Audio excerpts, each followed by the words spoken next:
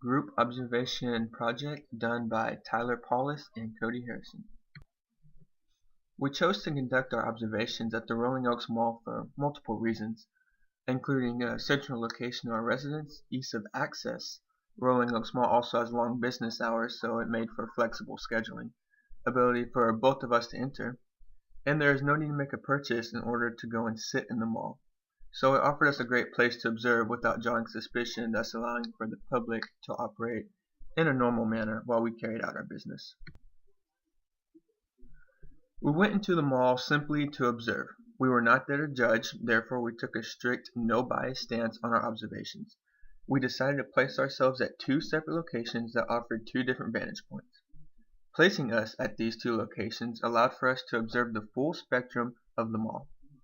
We were able to observe stores, the main entrance and exit, eating area, play area, the corridors, and both upper and lower levels.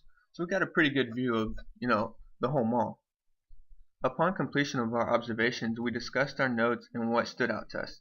As we analyzed our notes, many similarities were revealed. However, one stuck out more than any other. Women with children were the most commonly observed people in the mall. We decided that due to their commonplace in the mall at all hours, we would focus on our next observations with strictly women and children. As with the previous observation, we stuck to our original locations inside the mall and various times for our observations.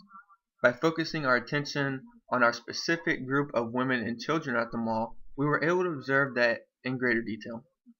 Once all observations were complete, we once again analyzed and discussed our notes. It was during this analysis we were able to see differences, and through these differences we built a theory. Our theory is that dependent on their location inside the mall, women behave differently towards children. During our third set of observations, we maintained our original locations and kept observation times varied. Again, we went in without bias and simply observed and noticed the behaviors of women towards children in the mall. Once complete, we discussed and analyzed our notes. From our notes, it was apparent our theory was correct. Women behave differently towards children according to their location in the mall. Different behavior was observed at each location, regardless of the day or time. While women were entering and exiting, walking around the mall, and shopping, they had a tendency to behave with a stricter and more dominant behavior. They held onto the children, didn't allow them to stop when they wanted to, and appeared to operate in a rushed, driven manner.